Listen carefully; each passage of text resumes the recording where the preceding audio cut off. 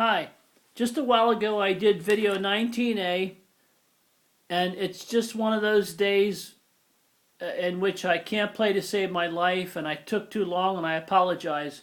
So I wanted to go over some things that I missed in that video. I showed you how I played a chord, and I used an E counterbass and a B flat dominant 7 button. Then I showed another chord in which I used that same E counterbass, but I used a B diminished 7 chord button. Alright, now those are two different chords, and I want to clarify those chords. I want to show you what we get. When I play the B diminished 7 chord button with the E counterbass, alright, I get a full E dominant 7 chord. I get the E dominant 7 chord. There's no fifth is missing. They're all there. When I played that B flat dominant 7 button with the E counterbass, I got almost the same chord, but there's a B flat. In other words, the fifth tone, the fifth interval there is a B flat, so that means I ended up with an E dominant 7 with a diminished fifth. An E dominant 7 with a diminished fifth. Okay, I wanted to make that clear. They're close, but they're slightly different chords. All right, and moving right along, then I showed you how I played the D dominant 7 with the D counterbass and the A diminished 7 chord button. Okay, when I did that, what happened was I got a full D dominant 7. In other words, the fifth is not missing. See the A? So when I played this D counterbass and this A diminished 7 button, I got a full D dominant 7 chord. Alright? Now, you play a D dominant 7th there because I told you to play it, right? But in the recordings that were made by the professionals, and Frank Sinatra comes to mind, when they play that chord, when he does it, and maybe some other singers, all right, what they're actually playing is a D dominant 7 with an augmented fifth, if you can see that. Okay, now let me grab my accordion. Just let me strap this thing on here. I want to quickly show you that. In other words, I showed you how I played the, right there, the D dominant 7, pinky thumb. And over here you would have the tones. But in most professional recordings, they have, instead of the regular fifth, they have the augmented fifth. It's up a half a step. So it's almost impossible on the 120 bass Stradella to get a nice dominant 7 with an augmented fifth. It's almost impossible. It's terrible. It's a terrible thing. You almost can't do it.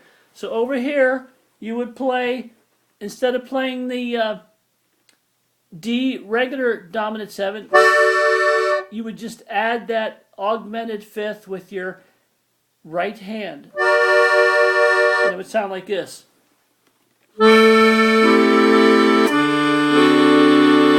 Hear that? That sweetness?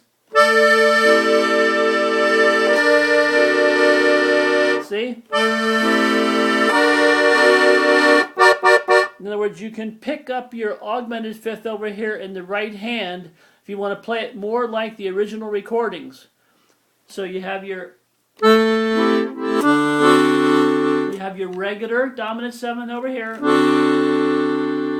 but over here you have to lift up your finger a half step to catch that augmented fifth.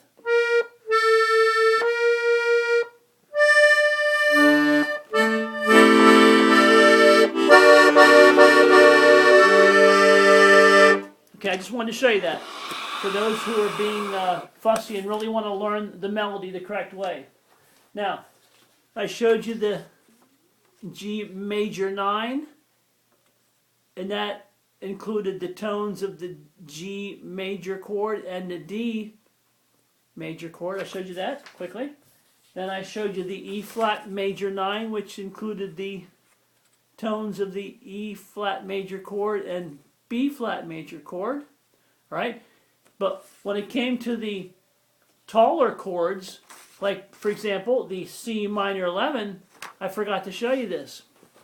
The C minor 11, all right, which I mentioned, we can play by playing a C bass and the E flat major chord button and the B flat major chord button. I showed that.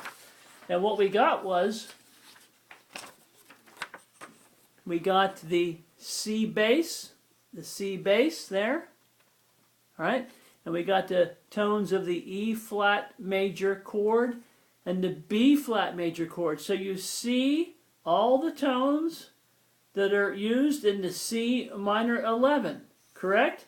Well, if you were paying attention earlier, you'll see that this C minor 11 is nothing more than the E flat major 9 with a C bass added. I don't know if I'm holding this correctly, but you see, if you slide this up, you see that your C minor 11 is actually the E flat major 9 with the added C bass. You see that there? I failed to mention that because I just ran out of time. And it's the same thing with the F minor 11. See, this is the F minor 11. Well, if you take that bass off, you have the A flat major 9. Just take that bass out of there, you have the A flat major 9. And I failed to mention that. I think that's it. I apologize for taking so long, but I want to throw in as much stuff as possible to make it as informative for the beginner as possible, and also to make it as easy as possible to play chords that otherwise might be difficult. That's it. Thank you for being patient again, and we'll see you soon.